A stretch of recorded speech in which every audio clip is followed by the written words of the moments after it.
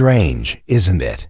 How someone can spend their whole life doing all the right things, showing up to work, raising a family, being there for everyone, and still, their body starts to slip away from them quietly, like sand through fingers. They didn't realize we're open. You don't notice it at first. Just a little more tired than usual, a little more dizzy when you stand, a little more fog behind your eyes by midday. You brush it off. Maybe you didn't sleep well. Maybe it's just stress. Maybe it's age, but what if it's something else? Not a sudden attack, not a dramatic collapse, but a slow erosion. A kind of health that doesn't scream, just whispers. That's the kind of stroke I worry about. The most, not the one that crashes through the door, but the one that's been building for years in silence. Waiting while you kept moving forward, unaware you were headed toward the edge. Most people think of stroke as something that just happens, a freak event out of nowhere. But the truth is, stroke is usually the final act in a story that's been unfolding quietly for a long time. It begins in the smallest ways. The way you eat without thinking. The way you stay up when your body pleads for rest. The way you carry stress like it's a badge of honor. And then one day, your brain says it's had enough. Doctors will talk to you about cholesterol. They'll show you charts about blood pressure and clogged arteries. And they're not wrong. But there's more to it than numbers, more than pills and pressure readings. No one ever really says that stroke doesn't just come from your body. It also comes from how you live, from what you carry, and what you ignore. It's like an old clock in your grandfather's house, 1 second off, just barely. You don't notice it at first, but after weeks, months, years, you start missing every train, every appointment, every moment you meant to catch. Stroke is like that. By the time it arrives, the damage has already been done, not in one moment, but over thousands of moments that slipped by when you told yourself you were fine. You see, what really causes a stroke is not just one thing. It's the accumulation of quiet neglect, of putting off what your body's been begging you to hear. I've sat across from patients, people who worked hard, loved hard, lived fast, and they'd tell me, I never thought it would happen to me. And the hardest part is, they weren't wrong to think they were okay, because no one told them to look deeper. No one told them that health fades not just in blood, but in the spaces between choices. So here's where we begin, not with fear, not with guilt, but with honesty, with a moment of stillness, to ask the question most people avoid, not what do I do if I have a stroke? But how is my life quietly leading me toward one? That's the question I wish more doctors asked. Not just what's in your blood work, but what's in your days, your pace, your patterns, your pressure. Because the truth is, we don't always talk about the things that matter most. Not because we don't care, but because we're all moving too fast, and health, real health, doesn't live in speed. It lives in awareness, in the small present moments that you choose to slow down, to notice, to change.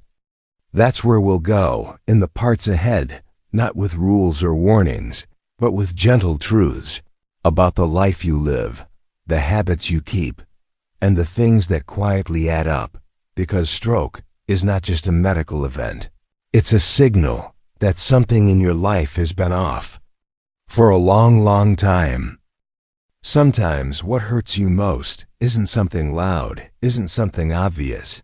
It's the pressure that builds inside you slowly, the kind no one sees, the kind you've learned to live with. People think stroke comes from physical things. Fatty food, blocked vessels, poor genetics, and yes, those matter. But what I've seen over and over again is that stroke often begins with the weight you carry in silence. You know the kind I'm talking about. The stress that follows you home. The tension that lives in your shoulders. The thoughts that loop late at night when the world is quiet. You wake up tired. Even though you slept, your heart races during meetings, even when nothing's wrong. Your patience grows thin, even with people you love. You tell yourself it's normal, just a busy season, just a little too much on your plate. But that season has lasted 5 years, and the plate only seems to get heavier. I've had patients who looked perfectly fine. Clear scans, normal tests, no symptoms, until one day, their speech slurred, their hand went numb, or they collapsed in the kitchen with no warning. And when I sat with them later, once the fear had settled, they'd whisper the same thing. I guess I've been under a lot of pressure. We don't talk enough about that. The kind of pressure that doesn't show up on a monitor, but eats at you just the same. Stress isn't just emotional. It changes your biology. It raises your blood pressure, thickens your blood, narrows your vessels, makes your heart beat harder than it should. It sets the stage, quietly day after day, until all it takes is one bad night, one heated argument, one moment of overwork, and the vessel gives out. And the strange thing is, you might never connect the two, because no one told you stress could be fatal, not in an instant, but in accumulation. We praise people for being strong, for pushing through, for grinding without complaint. But sometimes, the strongest thing you can do is stop and admit, this is too much. That's not weakness. That's wisdom. Your body isn't meant to endure constant tension. It's meant to move through stress, not carry it forever. Imagine a rope, pulled tight at both ends. You can hold it like that for a while, maybe even years, but one day, it frays. And then, it snaps. That's what I see in stroke. Not just biology, but burnout. Not just medicine, but exhaustion of the soul. So I ask you gently, how much have you been carrying, and for how long?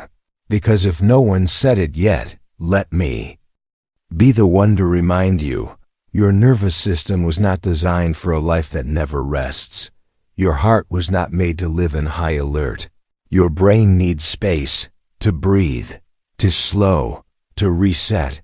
It's not enough to eat well, to take your pills, to walk a little. If every thought in your mind is racing, if every hour feels like a race you're losing, that's how it builds. That's how stroke finds its opening.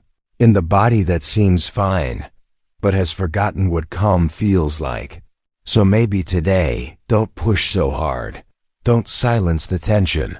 Don't wear your stress like it's strength. Maybe today, you pause. You feel the weight you've been carrying. You name it, and you ask yourself, is this how I want to keep living? Not as fear, but as a turning point. Because if stroke begins in silence, then healing must begin in awareness, and awareness begins with you. There's something quiet about 2 a.m. The world outside is still, but your mind is not. You lie there, eyes open, staring at the ceiling, thinking about everything and nothing at once. You tell yourself you'll sleep soon. That may be if you scroll a little longer, or shift your pillow again, or count your breaths to 10. Sleep will come. But night after night, it doesn't. And you rise each morning with a fog that never quite lifts, like walking through water that's just deep enough to slow you down, but never obvious enough to stop you. We treat sleep like a luxury, like something we'll get around to later, after the deadlines, after the dishes, after one more episode, one more scroll, one more late-night thought that just won't leave. US alone. But your body keeps track, even when you don't. Your brain needs sleep, not just to rest, but to clean itself, to regulate blood flow, to process memory, to repair damage before it becomes disease. And when you don't sleep well, not just once, but over and over, the damage begins to compound. A little inflammation here, a little spike in pressure there, a little misfire in the vascular system that no one feels. Until they do, you might not notice it. You're just tired, maybe a little more irritable, maybe slower to find your words, maybe your vision blurs when you stand too fast. But what you don't see is how the blood vessels in your brain are growing fragile, how your ability to regulate blood pressure is slipping, how the clot that might never have formed now finds its opening. Sleep is not just rest, it's prevention, and chronic sleep deprivation is like letting your guard down while the storm builds behind you. I once had a patient, hardworking kind, always the first to show up and the last to leave. For years, he told me he only needed 5 hours a night. Sleep's for the weak, he'd joke, but his eyes always looked older than his age. His blood pressure always just a little too high. His mind always racing, even in silence. And one day, his body simply said, "Enough." A minor stroke, but a loud warning. He survived. But he told me afterward, the scariest part wasn't what happened. It was knowing how long I'd ignored the signs. That's the thing about stroke. It rarely comes unannounced, but the announcements are quiet. They speak in tension, in fatigue, in skipped rest and shortened nights, and we've learned to ignore all of that, to praise sleeplessness as drive, to wear exhaustion like a medal, to confuse caffeine with energy and stillness with laziness.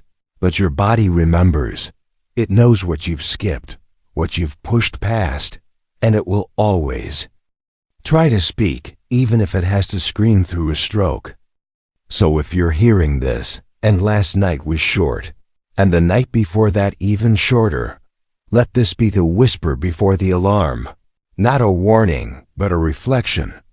What would happen if you finally honored your rest? If you gave yourself permission to slow down before your body forced you to? What would change if you began treating sleep not as weakness, but as survival? Because stroke doesn't always need a big reason. Sometimes it just needs a body that's been tired for too long and a brain that's been left unguarded one too many nights. We live in a world that never stops moving, but somehow our bodies have grown still. You wake up, sit for breakfast, sit during your commute, sit at your desk, sit in meetings, sit again in front of a screen, then lie down and do it all again tomorrow. Funny, isn't it? How a life that feels so busy can leave your body almost motionless. We weren't made for this. Our blood was meant to flow with movement. Our muscles meant to stretch, to bear weight, to support the heart's rhythm. But now stillness has become our routine, and movement the exception. You might not feel it at first. There's no sharp pain, no sudden collapse, just a slow dulling, a little stiffness here, a little heaviness there, a little more breathlessness each time you take the stairs. But inside, the cost is growing. Your blood thickens slightly, your circulation slows. The walls of your vessels grow weaker, not dramatically, but steadily. Your body starts to forget how to protect itself, how to regulate pressure, how to push back against gravity in time and stroke. Well, it waits for moments like these. Moments when the system has gone quiet for too long, when the vessel walls are vulnerable, when a clot that might have been flushed away finds no current strong enough to move it. It's not about exercise in the way you've been told. It's not about gym memberships or high-tech routines. It's about how often you choose to stand, to walk, to stretch the body that's been shrinking into the shape of your chair. I've seen it in office workers, in long-haul drivers, even in retired people who sit more than they sleep. They come in surprised, not understanding how a mostly calm lifestyle could lead to such damage. But the body doesn't care about calm. It cares about circulation, and when blood sits still too long, it forgets how to move well at all. There's a story I'll never forget. A woman in her late 50s, worked from home, ran a business from her laptop. Sharp mind, kind heart, she sat most of the day, barely noticed it, told herself she was productive, which she was, until the day she stood up, felt her arm go weak, and fell before she could say a word. A mild stroke, thankfully, but it left her wondering, how did I get here? I barely leave the house. I don't even do anything dangerous. And that was the problem. She didn't do anything. Not dangerously, but not actively either.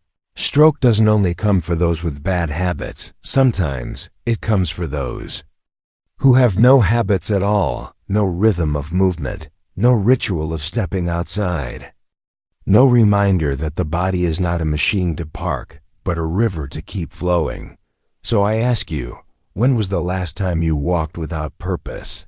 Just to feel your legs move, just to remind your blood it still had somewhere to go. It doesn't take much, not a marathon, not a personal trainer, just intention, just a decision to rise from the chair a little more often, to take the stairs even when you don't have to stretch your spine before it forgets how, because stillness isn't always peace.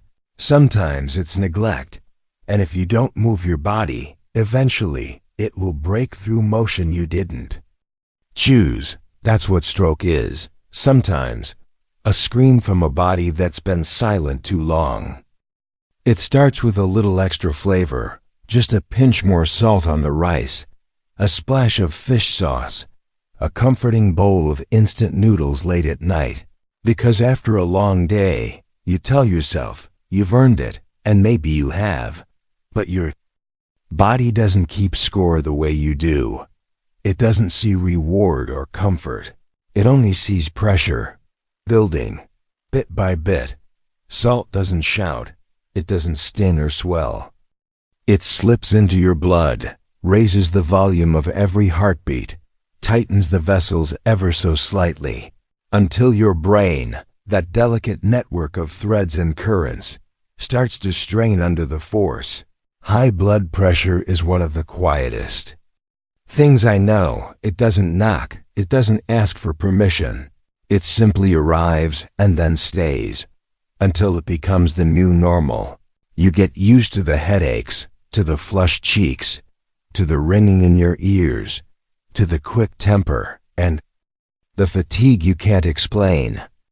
You call it stress, you call it getting older, you call it life, but your arteries call it damage. They feel every spike, every surge of pressure you ignore, every salty meal you forget to balance with water and rest, every time your body asks to slow down and you speed up instead.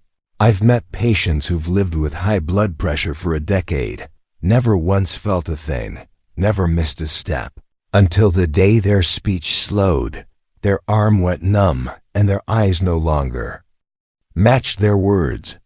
And when I asked, "Did you know your pressure was high?" they'd say, "Yeah, but it was always just a little over, nothing serious." That's the trick of it. It never feels serious, not until it is, because stroke doesn't need a dramatic reason. Sometimes it only needs a vessel that's been stretched too thin for too long, and salt, as comforting as it may taste, is one of the quiet culprits behind it all.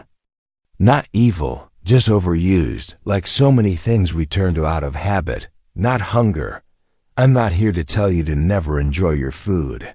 That would be unfair. Food is culture, memory, a kind of love we share at the table.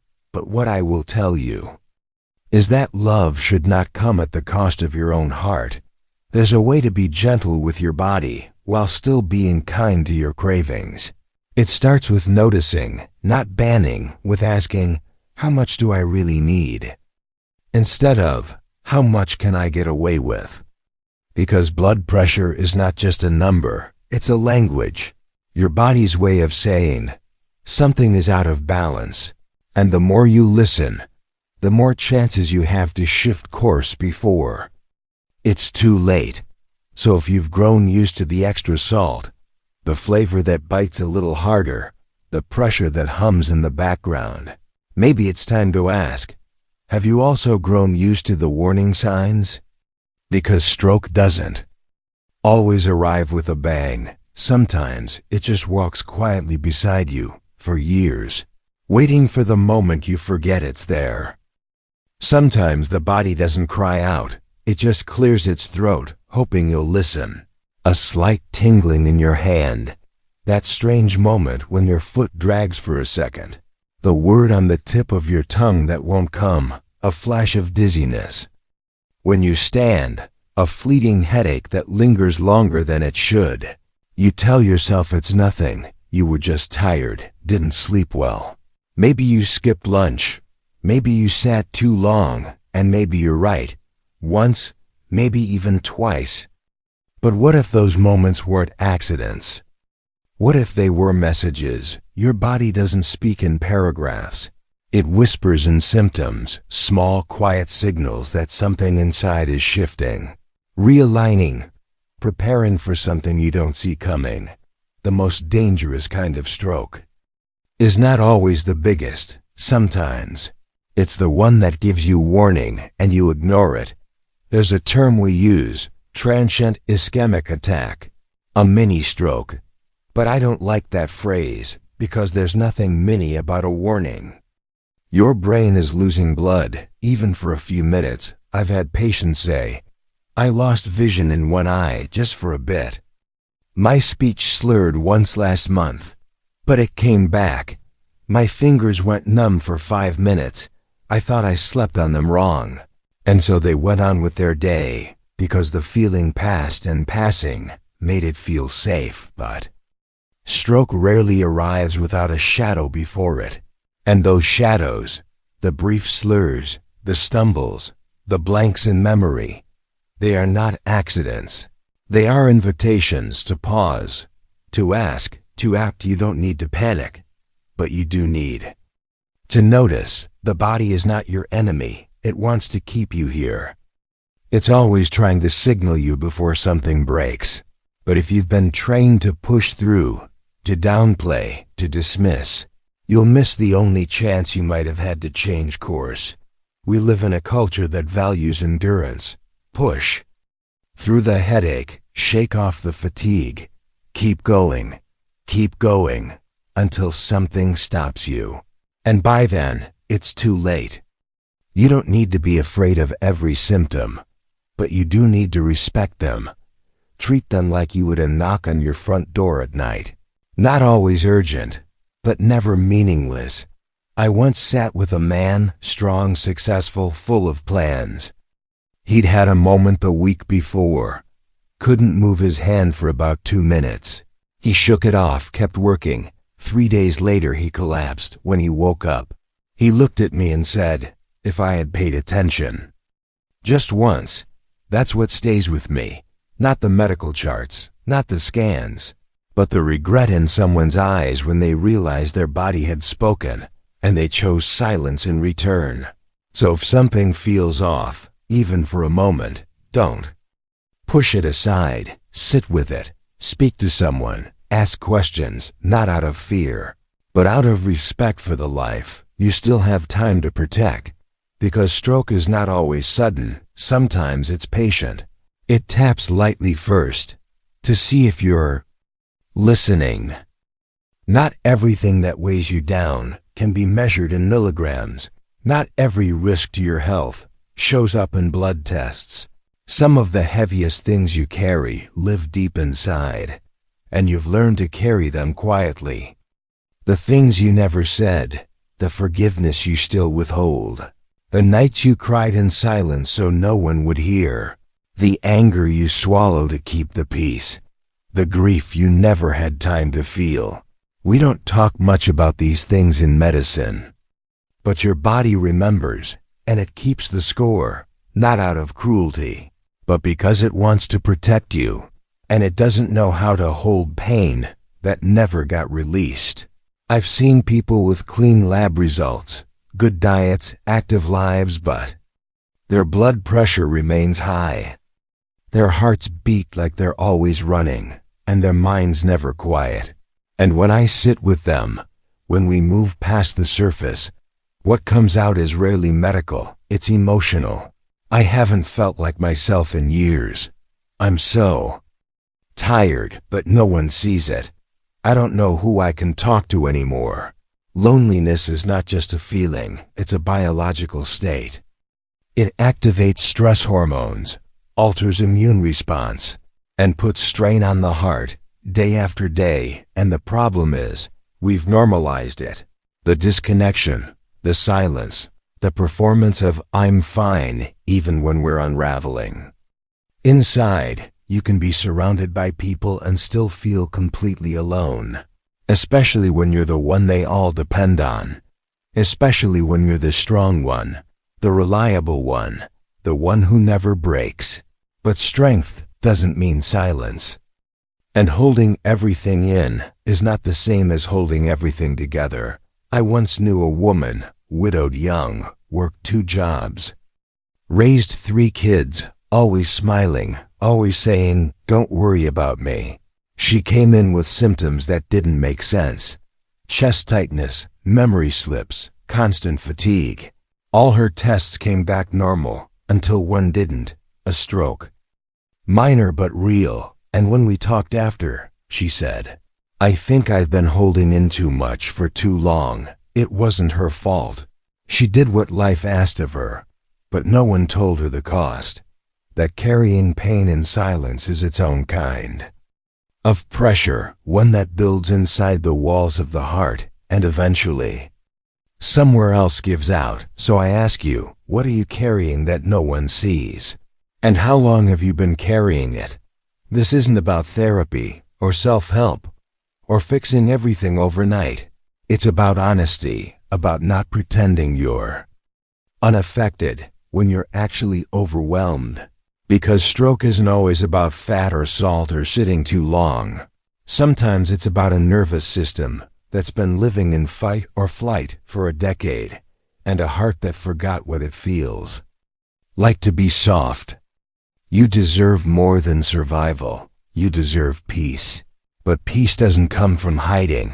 It comes from release, from softening, from saying out loud, even once, "I'm tired of carrying this." And when you do, you might find your body finally begins to breathe again. Maybe no one ever told you this, but the body has a quiet way of asking for help. It doesn't shout at first, it whispers. A missed step, a tired breath, a moment of forgetting what you were about to say, and most people, they brush it off. "I'm just getting older. It's probably the weather. I didn't sleep well." But deep down, something knows. This isn't just about getting older. This is about getting worn down, bit by bit, choice by choice. The way you rush through meals, the way you never pause to stretch, the way your phone gets more attention than your heartbeat.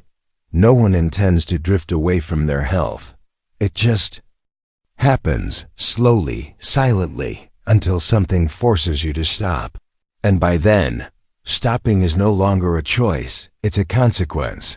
But here's the quiet truth I wish more people believed. You still have time to tune back in, to notice the subtle tension in your jaw, to unclench the hands you didn't know were fists, to take a walk without a destination, just because your heart deserves it. This is not a message of fear, it's a message of remembering that your body is not your enemy. It's not punishing you. It's protecting you. Even when it fails, it's only doing so because it's been holding too much for too long. You don't have to change everything overnight. Just one thing. One small, honest decision. To stop ignoring what you already feel. To listen, really listen, to the version of you that's been quietly asking for rest, for forgiveness, for space to breathe. Because in the end, stroke is not only a medical event, it's a wake-up call, sometimes loud, sometimes gentle, but always real. And if you've heard anything in these words, let it be this. You are not too late, not too far gone, not too broken. You're simply human, living in a fast world, learning how to slow down again. And if this spoke to you, even in a small way, pass it on to someone else. Someone still moving too fast, still carrying too much, because sometimes a quiet reminder can save a life.